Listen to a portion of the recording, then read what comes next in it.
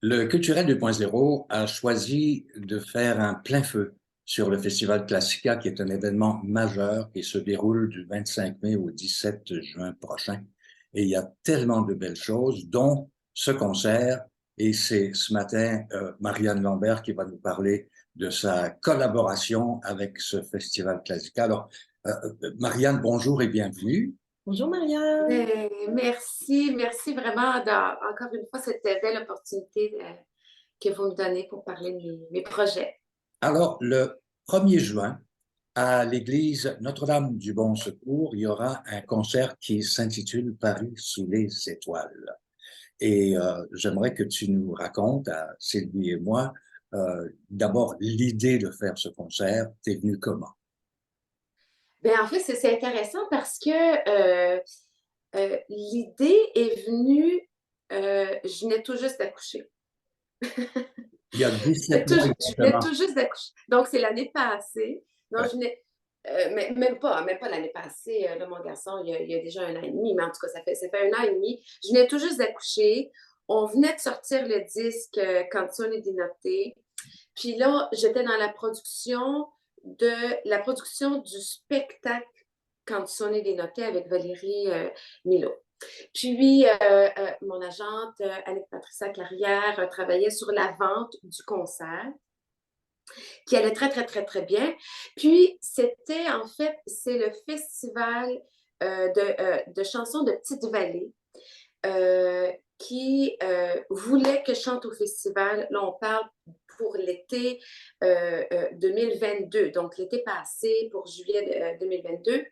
Mais ils voulaient plus un concert qui se voulait plus grand public. Et là, c'était dans l'urgence parce qu'eux devaient sortir leur saison estivale. Là, avec Patricia, elle dit, écoute, je te donne une journée, on a besoin d'un programme grand public. Ouais. Puis là, c'était en février. Mon petit, j'étais au chalet avec ma belle famille, puis là, ça se voulait tranquille. Puis finalement, c'était pas tranquille. Je disais, OK, OK, bon. Fait que là, j'ai donné mon petit à mes beaux-parents. Ils étaient bien contents de s'occuper du petit. Fait que là, ça m'est venu tout de suite à l'idée de faire, parce qu'évidemment, je ne voulais pas non plus dénaturer ce que j'étais, une chanteuse lyrique. J'ai dit, bon, je pense que ce qui va être gagnant, c'est de faire un programme de mélodies françaises et de chansons françaises. Donc, j'ai fait un brainstorming avec le pianiste Julien Leblanc, qui est très, très bon pour m'aider à faire des programmes. Donc, j'ai fait un brainstorming, puis rapidement, on a sorti le programme là, j'ai dit, de Paris sous les étoiles. Je dis à Julien, je dis, il faut que ça s'appelle Paris sous les étoiles, c'est vendeur, tout ça. Puis, on a décidé aussi d'intégrer de la chanson québécoise aussi. Donc, là, déjà que j'étais en train de travailler avec Isabeau Proulemire pour Canzoni di Notte, je trouvais qu'il écrivait tellement des textes absolument fabuleux, puis qui arrivait vraiment à me saisir, à comprendre mon essence, puis à réussir à mettre ça sur papier d'une poésie absolument magnifique. Je dis, écoute, Isabeau, j'ai un autre contrat pour toi. On a Paris sous les étoiles. Il m'a écrit un texte absolument fabuleux, puis il nous a arrangé ça une trame, je veux dire une trame sonore parce que je suis musicienne, mais c'est parce que lui aussi, il est musicien. Euh, où est-ce que le public, je ne peux pas vous dire la fin parce que c'est un punch. Il faut venir voir le show. Mais vous allez savoir, c'est qui les étoiles. On pense au début du spectacle que c'est littéralement, on parle des étoiles. Puis au fil du spectacle, euh, vous allez comprendre c'est quoi l'image, la métaphore des étoiles. Puis, voilà. Donc, faut venir voir le spectacle. Alors, tout ça fait que finalement, le spectacle s'est vendu rapidement pour faire, finalement, on a fait une tournée tout le mois de juillet 2022 a été vraiment dédié à Paris sous les étoiles. On a fait une tournée principalement, on est Et on était à Tadoussac, on a fait des spectacles en Gaspésie, en tout cas. Donc, le show est roulé. On est super content de faire ça au Festival Classica. Puis là, on s'est remis tranquillement. Je me suis remis dans les textes, dans la mélodie. Puis, la conclusion me fait toujours frémir. Donc, j'espère que les gens vont bien aimer. Donc, Marianne, tu ne seras pas seule. Bon, Non. donc, tu l'as nommé Julien Leblanc, mais tu as aussi une violoniste, Amélie Lamontagne, qui sera avec toi. Exact. Dis-nous donc un petit peu ce qui va être au programme. Alors, ce qui est au programme, dont je l'ai dit rapidement, on a la mélodie française, du Poulenc, du Ravel. Dans le Poulenc, on fait entre autres les airs chantés. Et dans Ravel, on fait les mélodies populaires grecques. Donc, puis ensuite, on fait la chanson française, donc du Vian, du Brel. On fait aussi la chanson québécoise, du Plamondon, Félix Leclerc, Gilles Vigneault. Donc, c'est vraiment, c'est un programme où est-ce que les gens vont se sentir interpellés, vont être touchés, puis évidemment qu'on va l'interpréter à notre sauce à nous, d'une façon très classique, mais très intime aussi. Et très, très, bon, très écoutable de toute façon. Moi, je suis très heureux d'entendre Boris Vian. Et ce que tu as choisi, c'est Je suis snob. Et c'est Oui. une chanson avec, bon, un sens d'humour incroyable. Un peu, ouais, enfin. Tu dois t'amuser à faire cette chanson-là en particulier. Ah, ben oui, c'est une de mes pièces préférées d'ailleurs du programme. Puis on rit un peu parce qu'après, on demande au public, est-ce que vous pensez que, parce que on, on pense au début que c'est un bien cuit des Français, ou est-ce que, évidemment, les Français aiment bien taquiner les Québécois, puis vice-versa aussi. Les Québécois aussi aiment bien rire des Français, mais tout ça d'une façon très amicale, puis on dit bien qu'on taquine ceux qu'on aime, c'est parce qu'on les adore, les Français, puis vice-versa. Donc, la prémisse, on dit, est-ce que vous pensez que les Français sont snobs? Puis pour introduire finalement, est-ce que vous pensez que Boris Vian est snob? Écoute, je m'amuse tellement à le faire. Puis la première fois que j'ai fait Je suis snob, c'était avec l'Orchestre symphonique de Bretagne, où est-ce qu'en première partie, je faisais les chants, les chants d'Auvergne.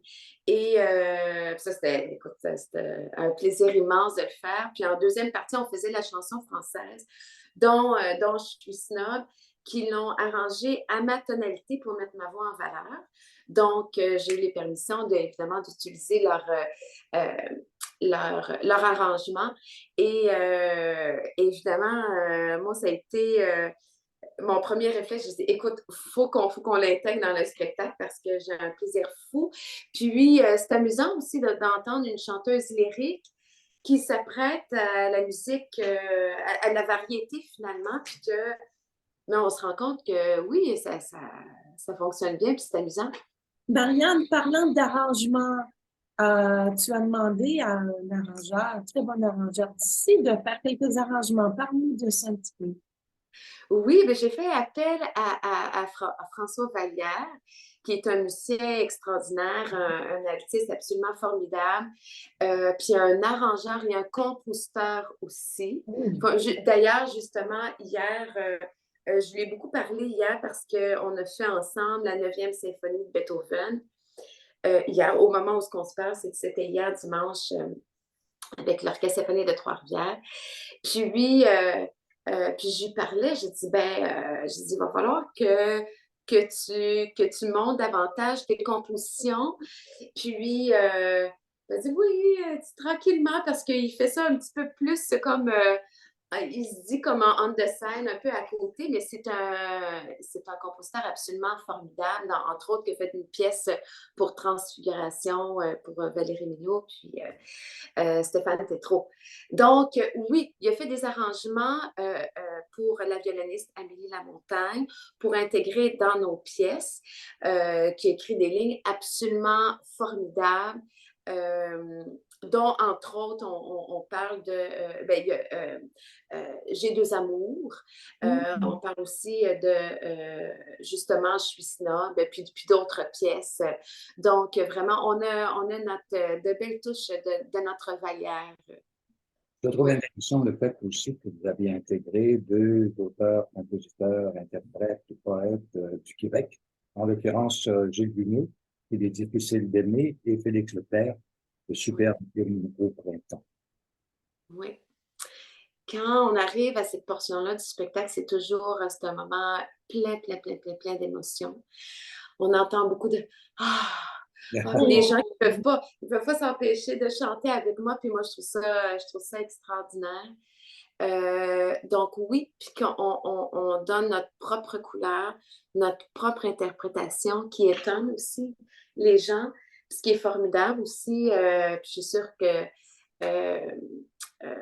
on aurait l'approbation de ces auteurs-là absolument formidables. Puis il faut être fier aussi de ce qu'ils ont écrit. Puis ça s'apprête super bien à la voix lyrique. Parce que c'est écrit vraiment, même si eux, on chante avec leur magnifique voix d'interprète, de chansonnier, mais ils ont écrit d'une façon très lyrique. Donc, c'est vraiment... Puis c'est un plaisir aussi de chanter dans notre couleur à nous, dans notre langue à nous, que c'est un plaisir que j'ai renoué forcément avec Albertine aussi. Marianne, comment se dessine ton été? Parce que, bon, tu es maman 2 fois maintenant. Oui.